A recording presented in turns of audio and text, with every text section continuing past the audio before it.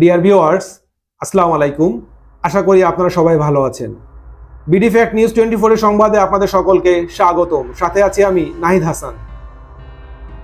প্রিয় দর্শক, পলাতক 187 জন পুলিশ কর্মকর্তাদের বিরুদ্ধে কঠোর পদক্ষেপ নিচ্ছে আইনশৃঙ্খলা বাহিনী। চলুন বিস্তারিত জানা যাক। দীর্ঘদিন কর্মস্থলে অনুপস্থিত পুলিশ কর্মকর্তাদের বিরুদ্ধে এবার কঠোর পদক্ষেপ নিচ্ছে আইনশৃঙ্খলা বাহিনী। পুলিশের পক্ষ থেকে জানানো হয়েছে, যারা এখনো কাজে যোগ দেননি তাদের আইনের আওতায় আনা হবে। বিভিন্ন পুলিশ কর্মকর্তারা যারা দলীয় এজেন্ডা বাস্তবায়নের উদ্দেশ্যে ছাত্র জনতা আন্দোলনে বল প্রয়োগের মাধ্যমে দমন-পীড়ন চালিয়েছেন, তাদের অনেকেই এখন পলাতক।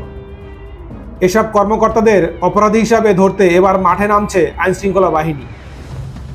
স্বরাষ্ট্র উপদেষ্টা মোহাম্মদ জাহাঙ্গীর আলম চৌধুরী জানান, যারা এখনো কর্মস্থলে যোগদান করেননি তাদের শীঘ্রই গ্রেপ্তার করা হবে। তিনি বলেন, এসব পুলিশ সদস্যদের এখন আর পুলিশ বলবো না, তারা এখন অপরাধী। আমরা আনসার পুলিশ ও বিজিবি নিয়োগের সিদ্ধান্ত নিয়েছি।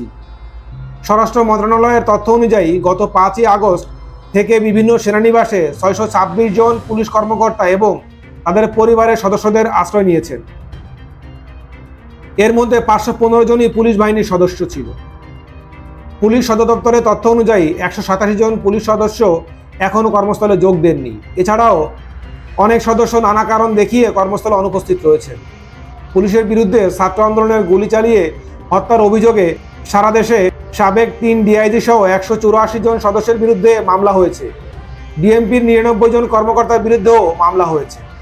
ডিএমপির সাবেক অতিরিক্ত পুলিশ কমিশনার মোহাম্মদ হারুনুর রশিদ, যার বিরুদ্ধে 38টি মামলা রয়েছে, এখনও পলাতক রয়েছেন তিনি। তাকে পুলিশ সদর দপ্তরের তালিকায় শীর্ষে রাখা হয়েছে।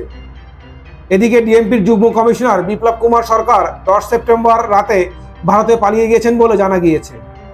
এ প্রসঙ্গে এসপি প্রধান মোহাম্মদ শাহ আলম জানান, পুলিশের সাবেক 2 কর্মকর্তা ছাড়া অন্য কোনো কর্মকর্তা ইমিগ্রেশন পার হননি। ডিএমপির কমিশনার মোহাম্মদ মইনুল হাসান জানান, যারা এখনও যোগদান করেননি তাদের বিরুদ্ধে প্রয়োজনীয় ব্যবস্থা গ্রহণ করা হবে। প্রিয় দর্শক, আজ এ পর্যন্তই। টিল দেন, আল্লাহ হাফেজ।